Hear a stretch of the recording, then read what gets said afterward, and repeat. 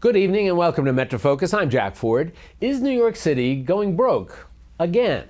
For the first time in 40 years, our city is close to bankruptcy, with long-term debt per household well above $80,000, and Mayor de Blasio planning to spend as much as $3 billion more in this year's budget. City is running a deficit, and experts warn that we could be in a bad situation if we had a setback, like a recession.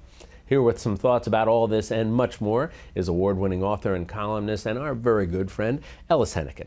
Ellis, always good to have you here. Hey, great to see you with us. Let's start off with this notion of the potential fiscal disaster for New York City. I guess my first question to you is that new? So, beginning with the obvious, Bill de Blasio is not Mike Bloomberg. Okay, I mean, for 12 years in the city, we had a real fiscal manager in City Hall. And, you know, we can quibble about various policy decisions, but a guy who was clearly well-versed, had great relationships, lots of history, and knew how to play that game. Oh, and by the way, if things got tough, could actually write a personal check to solve some of the problems. We do not have that anymore. And so, yes, there are underlying pressures that are worth paying attention to. Probably the biggest and least easy to deal with are these pension obligations that have grown up over the decades, public employees getting older, or deserving lifetime pensions, but boy, that stuff gets expensive. Add one other element, which is the changes in the tax law pushed through by Donald Trump that changed the deductibility of state and local income taxes and property taxes as well. You know, we got a lot of taxes here. If you can't deduct them anymore on your federal income tax, it makes living and working in New York more expensive. So all of that has come together to add pressures that we should at least be paying attention to. Let's talk about the tax consequences, okay, if you will, because we're also told, as you mentioned, now the deductions that people used to have and used to count on, right, and they used to be able to use it to justify, buying up. And we're also told most recently that New York City and New York State, #1 in terms of the tax burden. And my guess is you're not going to see any reduction in that soon. So does that suggest to you that we're going to see sometime soon is more of an exodus? Well, there's a little bit of that, and the numbers have crept up just a little bit, but there are an awful lot of reasons that people, particularly wealthy people, which is really what we're talking about, right, like living in places like this. I mean, there's a lot of good stuff about living in the tri-state area, in New York particularly, I would say. And so, huge numbers. Here's what I would be concerned about.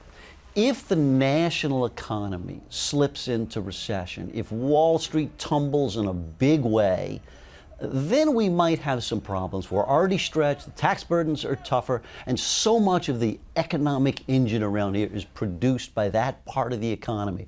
Boy, if it gets in trouble, that's what happened back 40 years ago. If it gets in trouble, we may all be there too. And to tie into what you said, we're told that some 50% of the tax revenues come from the top 1% and thank of the God population, for them. which, thank God for them. Which we can pretty much say the Wall Street, the financial group that you just mentioned here before. Yeah, all the people we love to hate. Yeah, and until they write the checks. Keep writing the checks, please. Exactly. Yes, exactly. How about the idea of Mayor de Blasio? He has pronounced himself as a progressive. Mm-hmm. He has backed that up with an increase in the budget of more than 30% over the time that he's been in office. Yeah, a lot of hiring too. A lot of hiring going on. So there's a lot of spending going on, which ties in to the notion of I'm a progressive and I'm going to invest money in the things that I think are important.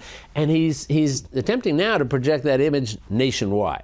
So what does that suggest in terms of any potential for saying, all right, we'll pull back the reins on spending here if these numbers are as dire as they are suggested? Well, you got to remember who elected him, right? I mean, to some extent, the election of de Blasio was a response to Bloomberg, right? The notion that he was too focused on the creation of money, that he was Manhattan-centric. And so de Blasio created a political coalition out of boroughs, labor people, more ethnically and racially diverse coalition. And you know what? He does need to take care of the people who brought him here. And so, no, it's pretty hard to imagine that voluntarily he would do major cutting in any of those areas. Let me shift our focus a little bit and talk about some national stories Sure. here. Paul Manafort, national, but a connection certainly to the New York area. Paul Manafort gets sentenced. And to many people, it was an extraordinary surprise because the sentencing guidelines suggested somewhere in the range of maybe a little bit more than 20 years. He gets a little bit less than 4 years. How surprised were you by that? I was surprised by it. because usually when we try to predict sentencing, which is always a mistake with lifetime appointed U.S. district judges, that's at least kind of where you think, is the judge going to depart upward or downward? It's probably going to be somewhere in that range. That's what the lawyers on both sides tend to expect. The fact that Judge Elliott down in Virginia came in so much lower than that, yeah, I was surprised. Yeah. But hold on a second, because we're not done sentencing Paul Manafort. Right. And so whatever you think of what Judge T.S. Ellis did, well, as you know, this week there's another judge with a whole different set of factors taking another crack at it. Yeah, this is now, we got a couple of conspiracy counts, looking at, potential another 10 years. And the big issue is whatever those numbers are going to be consecutive or concurrent. And as you know, in theory, judges don't look out the window. They don't try to consider the politics of a situation or what some other court has done. But we know that judges, even U.S. district judges in federal court, are human beings. And so it's hard not to be affected by that. I think the likelihood is that Judge Amy Berman Jackson, who is handling the second sentence, is going to come in a whole lot tougher. So last quick question for you. And this is a bit of a curiosity taking place here in New York. You'll recall back in 2016, the state of North Carolina passed what was called the bathroom bill. It essentially said you have to use the bathroom that corresponds to your gender at birth. There was extraordinary pushback from a wide variety of groups, civil rights groups, to the NCAA, which said, if you're going to do that, we're not going to have any of our championship events take place in the state of North Carolina. And that mattered a lot in North Carolina. Well, it did. Yeah. It moved the needle because all of a sudden they backed off. It was rescinded. But a number of states, including New York, when this was all playing out, said, all right, we're not going to allow our employees or agents of New York travel to North Carolina. So there is, coming up, NCAA championships, and the swimmers from the New York State system have qualified. There's a question about whether you can travel, whether you can stay there in the state.